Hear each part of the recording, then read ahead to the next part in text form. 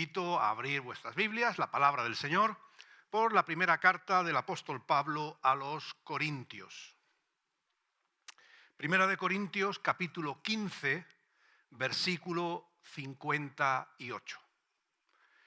Primera de Corintios 15, 58. Y dice la palabra del Señor: así que, hermanos míos amados, estad firmes y constantes, creciendo en la obra del Señor siempre, sabiendo que vuestro trabajo en el Señor no es en vano. En la mitología griega se nos cuenta de Sísifo. Sísifo era el rey de Corinto, que fue castigado por los dioses por su extrema astucia. Este era un hombre muy astuto y también pues muy truán, si me permitís el comentario, y por esa astucia y por incluso haber engañado a la deidad de la muerte, fue condenado a empujar una roca gigante hasta la cima de una colina en el Hades. Esa misma, imaginad. Su vida a partir de ahora era empujar esa piedra hasta la cima de la colina, y una vez que llegaba arriba, ¿qué pasaba? Que la piedra rodaba otra vez hacia abajo, hacia el valle, y tenía que empezar nuevamente a subir la piedra a su punto más alto, y así eternamente. ¿Imagináis qué castigo tan terrible? Un castigo que el filósofo Albert Camus describió de esta manera. Dice: los dioses habían condenado a Sísifo a transportar sin cesar una roca hasta la cima de una montaña, desde donde la piedra volvía a caer por su propio peso. Pensaron los dioses, con algún fundamento, que no hay castigo más terrible que el trabajo inútil y sin esperanza. Claro, cabría pensar que en la Iglesia del Señor esa realidad no es posible, que no hay trabajos vanos, inútiles. Pero en ocasiones, y veréis que no estoy enmendándole la plana a Pablo, podemos intuir que no se alude a ese concepto de vuestra obra, vuestro trabajo en el Señor no es vano, no lo hace por casualidad. Si pensamos qué tipo de trabajos podríamos identificar en una iglesia que entrasen dentro de esa categoría de trabajos, de actividades, de esfuerzos que pudieran considerarse vanos. Evidentemente, uno de los muchos podría ser el servir para recibir reconocimiento. Hacer para que después me cuelguen la medalla. Eso es un trabajo vano. Hermanos que pudieran decir: no, si yo hago el Señor, lo sirvo con humildad, pero después te cuenta todo lo que ha hecho para que no se te olvide nada. Dices tú, bueno, eso es un poco vano, ¿verdad? También podríamos pensar en trabajar sin amor. ¡Qué terrible! Es el servicio en la iglesia cuando no mueve el amor. Enseguida saltan chispas, enseguida se ve que es mejor no hacer nada que hacerlo de esa forma, carente de amor. El activismo religioso sin obediencia. Poder estar siempre, no, si yo estoy para lo que me pidan, pero después eso no se corresponde con una vida consagrada, de obediencia. Pues a veces tanto servicio, pues tampoco es lo recomendable, ¿verdad? Enseñar falsas doctrinas, falsas enseñanzas, ¿verdad? Qué trabajo más vano en la iglesia. En fin, creo que podemos identificar situaciones que están vinculadas a la actividad, al servicio, al trabajo dentro de la iglesia, que no llevadas a cabo por la motivación adecuada, hacen que ese trabajo, que ese esfuerzo, pues pudiera considerarse realmente vano. En fin, es algo que todos identificamos en la vida cotidiana, ¿verdad?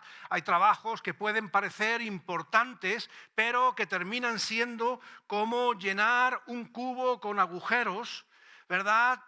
Que por más agua que echemos, toda ella se pierde. O cuando, en fin, una cosa que hacemos, ¿verdad? Cuando vamos a la playa, especialmente si tenemos niños, ¿qué es lo que hacemos siempre? ¿Construir qué? Castillos, ¿verdad? No seáis raros, todos hemos hecho un castillito en la playa, en la orilla, ¿verdad? ¿No eso es un trabajo vano? En el sentido de que no es algo que perdura. Cuanto que sube la marea un poco, pues se lo lleva todo, ¿verdad? Se invierte tiempo, energía, sacrificio en muchas cosas de la vida, menos banales, ¿verdad? Que lo del agua en el cubo y demás. Pero la idea es que ese esfuerzo, esa inversión de energía, de dedicación, se queda al final en nada. Y Pablo está aquí animando a los creyentes a que esto no ocurra en su servicio cristiano. Que los cristianos en Corinto no desarrollen un servicio que sea al final vano, inútil, inservible. Incluso en esas situaciones en las que quizás no vemos los resultados de manera inmediata, pero no hay ninguna oración, no hay ninguna enseñanza, no hay ninguna visita que podamos hacer, ninguna palabra de afecto, de ánimo, ninguna ofrenda, ningún acto de amor que sea vano, si, como dice Pablo, se hace para el Señor. Esa es la clave. Lo que hace distinto un trabajo que pudiera ser al final inútil o no recomendable, en definitiva vano, la diferencia a nuestro servicio es hacerlo para el Señor. Cuando lo hacemos las cosas para el Señor, entonces sí, nuestro trabajo no es en vano. Dejamos la anterior. Y ese es el énfasis que Pablo está poniendo en este versículo 58 del capítulo 15 de Corintios. Así que, hermanos míos amados, estad firmes y constantes, creciendo en la obra del Señor siempre, sabiendo que vuestro trabajo en el Señor no es en vano. Fijaros, hemos empezado con el versículo 58 de un capítulo extenso y con mucha enseñanza, y Pablo está haciendo aquí casi un resumen o enganchando con lo previo. Por eso dice, así que, en consecuencia de lo que he dicho antes, ¿y qué es lo que ha dicho antes? Es un capítulo que habla acerca de la resurrección de Cristo, de la victoria sobre la muerte. Pablo nos llama aquí a que nos esforcemos para conseguir la victoria. Pablo no está haciendo una exhortación a que nos dejemos la vida para conseguir algo, porque lo que Pablo está diciendo es que en Cristo esa victoria ya ha sido alcanzada. Nuestro trabajo, lo que nosotros después hacemos cuando hemos conocido al Señor, es una respuesta, es una consecuencia a esa obra que Jesús ya ha realizado por nosotros y en nosotros. Nosotros no completamos la obra de Cristo. La obra de Cristo es suficiente. La obra de Cristo es perfecta.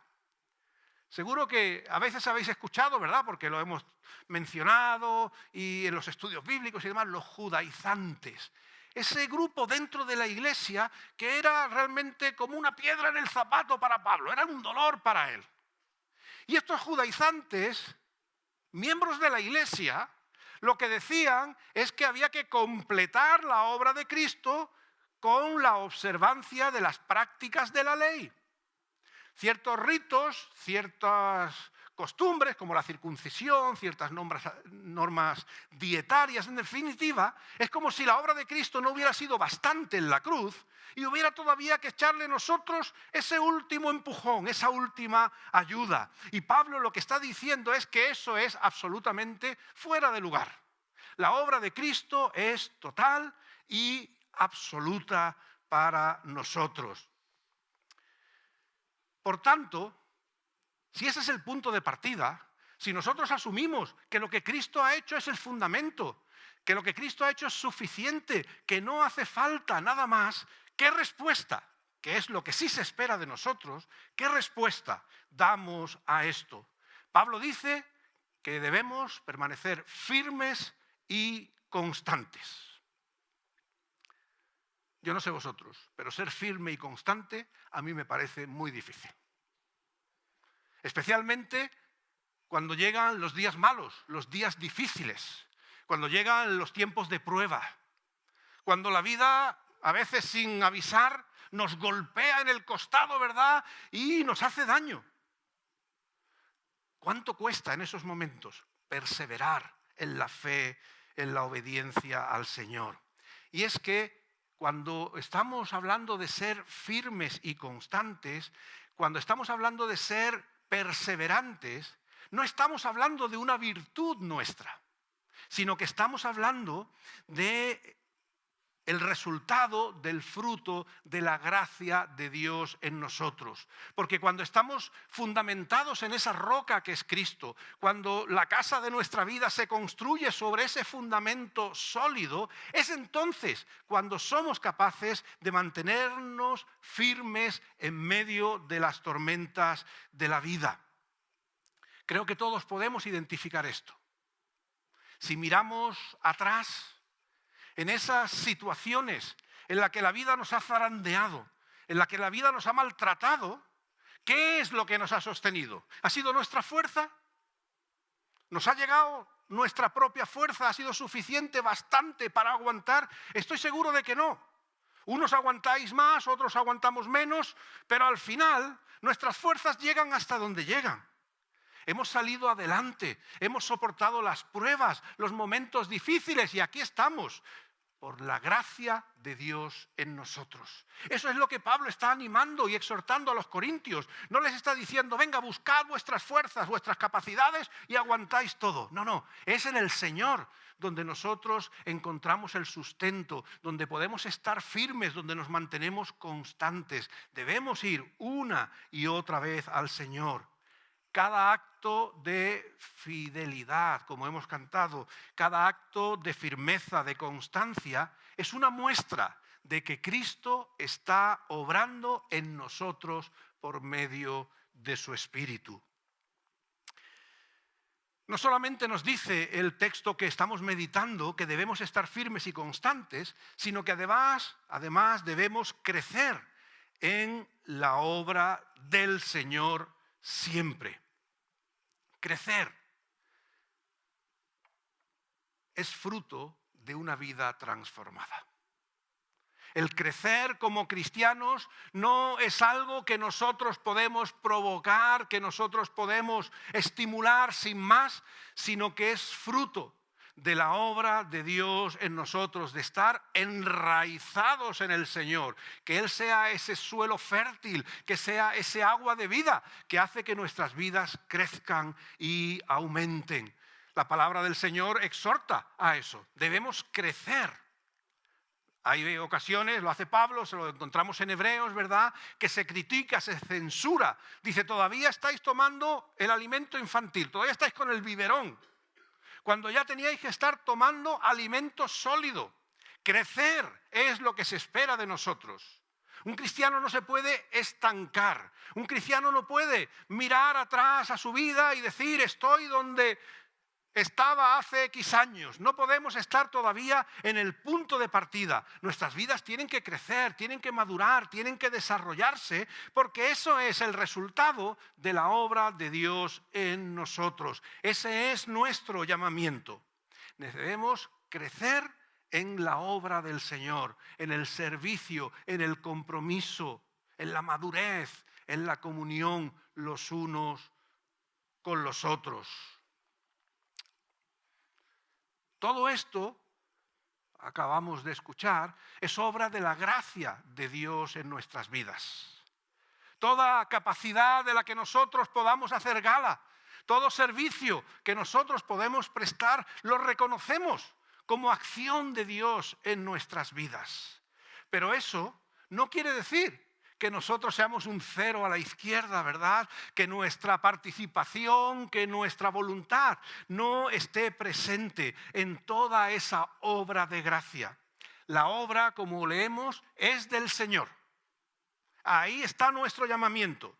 Pero Él decide llevar adelante su obra por medio de nosotros, de aquellos que están firmes, de aquellos que perseveran, de aquellos que trabajan fielmente. Pablo lo dice en Filipenses de otra manera: ocupaos en vuestra salvación con temor y temblor, porque Dios es el que en vosotros produce así el querer como el hacer. Dios es la motivación de nuestra vida, es el estímulo por su Santo Espíritu, pero nosotros tenemos que responder de manera obediente. Si somos del Espíritu que dice la palabra, debemos andar en el Espíritu. Andar es una acción voluntaria, es un moverse de una manera decidida en obediencia al llamamiento de Dios. Somos partícipes con el Señor de su obra.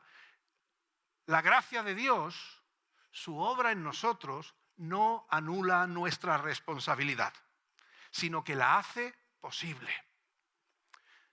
Dios es el que produce, como hemos leído, el querer y el hacer, pero somos nosotros los llamados a querer, a actuar, a servir, a perseverar.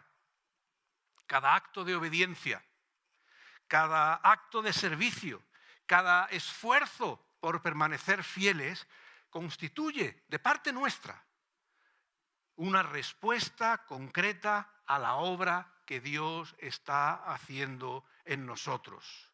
Como creyentes reconocemos que todo proviene del Señor, de su gracia, pero también entendemos que su gracia produce en nosotros una respuesta que tiene que ser real, que tiene que ser activa. No somos espectadores de la obra de Dios, sino que somos colaboradores. Pablo lo usa esa expresión. Somos embajadores en nombre de Cristo. Yo recuerdo con estas organizaciones infantiles de hace tantos años, ¿verdad? ¿Qué es un embajador? Había esos manuales. Un embajador es el que presenta a un rey en la corte de otro. Era la frase que tenía que aprender uno, ¿verdad? Y ser embajador de Cristo era representarle donde el Señor nos ha puesto a cada uno de nosotros. Por tanto, nosotros estamos comprometidos en el servicio al Señor. Y por eso debemos trabajar con diligencia, sabiendo que es Dios el que obra en nosotros y por medio de nosotros para su gloria. El Evangelio de Juan dice que separados de Cristo, nada podemos hacer. El verdadero fruto espiritual no proviene del talento, de la disciplina, de la capacidad humana, sino de esa comunión, de ese permanecer unidos a Él. Pero unidos a Él, hemos sido llamados a servir y a participar en la obra del Señor. Una obra y una acción que si es en el Señor, que si es el obrar del Señor que está presente en nosotros, de ese Espíritu Santo que se mueve, que nos motiva, que nos guía, que nos conduce, que nos incita, cuando eso sucede, entonces es cuando nuestro trabajo en el Señor no es en vano. Es vano, como decíamos al principio, cuando lo queremos hacer basado en nuestras fuerzas, en nuestras capacidades, que las tenemos. Ninguno somos inútiles aquí. Pero para la obra del Señor hay un algo más. Y es el mover de su Espíritu, la motivación, la incitación, la guía de su Espíritu para ser y hacer aquello a lo que Dios nos llama. Por eso, tantas veces lo decimos, no hay tareas que nosotros podamos hacer en la obra del Señor que sean pequeñas o invisibles. A veces podemos pensar, es que lo que yo hago es muy poco. Es que lo que yo hago, bueno, tampoco es importante. Todo es importante, porque viene motivado por el Señor, que nos empuja a servirle, que nos empuja a estar ahí disponible donde hace falta. No es el tamaño de la acción, sino la motivación, lo que verdaderamente vale. Y por eso no hay trabajo inútil, no hay trabajo vano cuando es en el Señor, cuando es en su obra. Nuestro trabajo, nuestro servicio no depende de los resultados, sino de la fidelidad al Señor. La fidelidad de Cristo, que es la que nos sostiene y la que recompensa la tarea.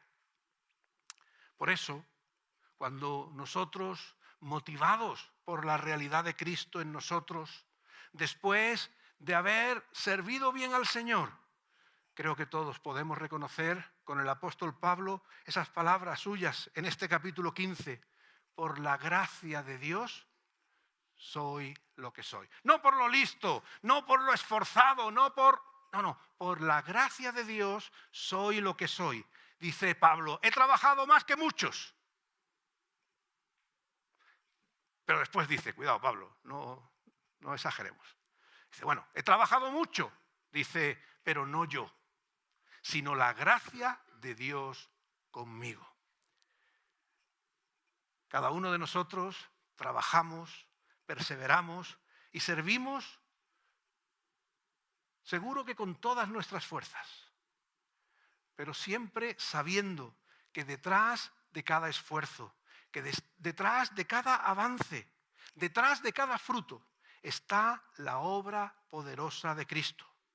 Por eso, como hemos estado meditando en esta tarde, el servicio cristiano combina responsabilidad humana, pero sobre todo dependencia absoluta de la gracia divina.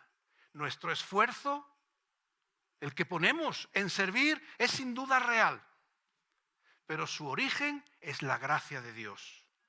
Nuestro trabajo es visible, porque los frutos se van viendo día a día, pero el poder de esa obra proviene de Cristo. Y cuando eso es así, entonces sí que podemos entender las palabras de Pablo, que ningún trabajo en el Señor es vano, porque los hemos desarrollado motivados por esa gracia abundante que vive en aquellos que confían en el Señor.